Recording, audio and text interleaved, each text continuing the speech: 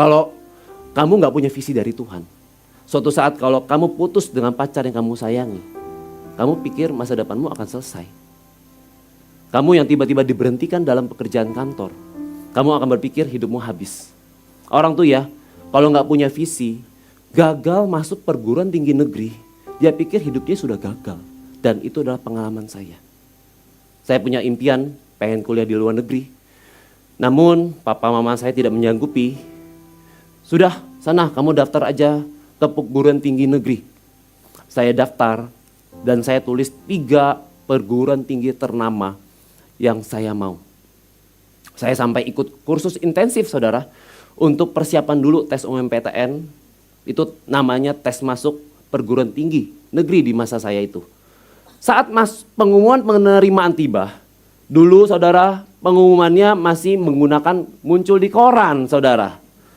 Kita buka koran lebar-lebar saudara, cari nama kita dari awal sampai akhir, berlembar-lembar dengan perasaan harap-harap cemas. Perasaannya seperti apa sih Pak? Perasaannya tuh seperti kalau saudara buka blind box Labubu di zaman sekarang. Saya coba cari bolak-balik saudara koran tersebut. Nggak ketemu nama saya. Sampai teman saya tanya, kamu cari apa sih? Saya cari nama saya kok nggak ada di daftar ini. Teman saya sampai ledekin saya. Ya udah, kalau nggak ada ya tulis sendiri nama lu di situ. Bukannya dikasih semangat saudara. Padahal impian saya, ya kalau nggak bisa kuliah di luar negeri, minimal tembus lah ya perguruan tinggi negeri. Ternyata saudara, ITB nggak tembus, UI nggak tembus. Dan yang ketiga sebenarnya saya malu sebutinnya.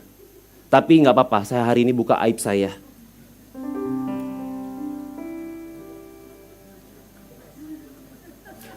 Unila pun nggak tembus. Akhirnya saya kuliah di UPH Tangerang. Saya nggak bilang kampus ini jelek ya, tapi sebenarnya saya kuliah di sini bukanlah harapan awal saya. Karena singkatan UPH itu dulu di zaman saya itu kurang keren banget. Ada sebutannya Universitas Pemeras Harta lah. Uang papa habis lah ya. Tuh, sampai di kampus lainnya bisa tahu saudara ya. Kondisi saat itu. Kalau saya nggak punya visi dari Tuhan, saya sudah merasa madesu saudara. Tahu madesu? Masa depan suram. Bahkan magelap. Masa depan gelap. Jadi dulu itu saya di kondisi saat itu, saya ada baca rutin renungan semacam ibadah harian. Suatu hari saat saya baca renungan sesuai dengan tanggal hari itu, saya baca dengan santai, ayat yang dimunculkan itu seperti mencuat ke mata saya. Tuhan tuh seperti bicara sama saya. Muncul ayat seperti ini, Amsal pasal yang ke-16 ayat yang ke-9. Bunyinya seperti ini.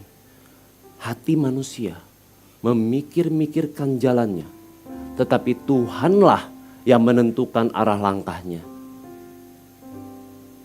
Sampai hari ini, selama saya menjadi orang Kristen, Tuhan tuh gak pernah bicara audible sama saya. Sampai seperti ini, hey Chris, kamu jangan sedih ya, cup. Gak pernah.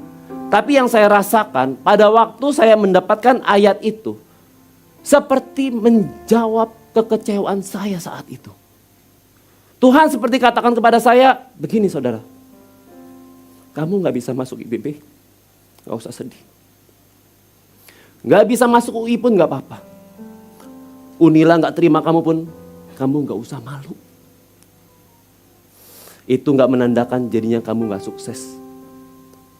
Karena dengar baik, karena Tuhan Allahmu kok yang menentukan jalan kesuksesanmu.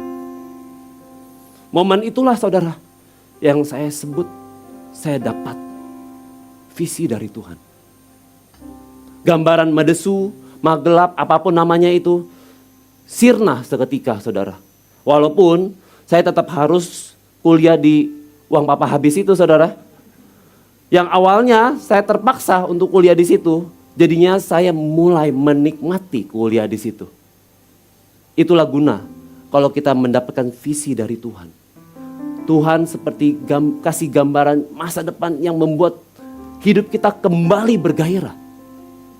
Hari ini saya mau katakan kepada saudara, bagi saudara yang rindu untuk menerima visi dari Tuhan, katakan saya. Saudara bersiap. Apapun momen kehidupan saudara, selalu hadirkan Tuhan dalam hidup saudara. Nanti waktunya tiba, katakan waktunya tiba. Visi Tuhan yang muncul itu seperti di luar rencana. Bisa momen saat saudara sedang ikut kelas DK. Di kelas DK yang lalu saudara ada yang kesaksian. Dia bilang begini, aduh Pak, puji Tuhan, kenapa saya nggak ikut kelas DK yang model begini dari dulu. Hidup dia yang tadinya lesu rohani, dia menjadi bergairah kembali. Visi Tuhan itu bisa muncul juga melalui teman kesan saudara saat dia mendoakan saudara. Seperti Ananias datang mendoakan dan menumpangkan tangan kepada Paulus. Di poin yang pertama ini, jangan selalu habiskan waktu hanya untuk visi yang saudara buat. Tetapi sisihkan waktu untuk mendapatkan visi dari Tuhan. Karena itulah yang membuat saudara bisa mengalami perubahan. Beri kita tepuk tangan yang paling meriah buat Tuhan kita. Ku percaya janjimu ajaib, terukir dalam kehidupanku. Kita angkat tangan kita. Di dalam kekuatanmu, hanya Kau segalanya bagiku. Ku percaya janjimu ajaib, terukir dalam kehidupanku. Amin. Ku berserah di dalam kekuatanmu. Ku percaya. Berikan tepuk tangan sekali lagi.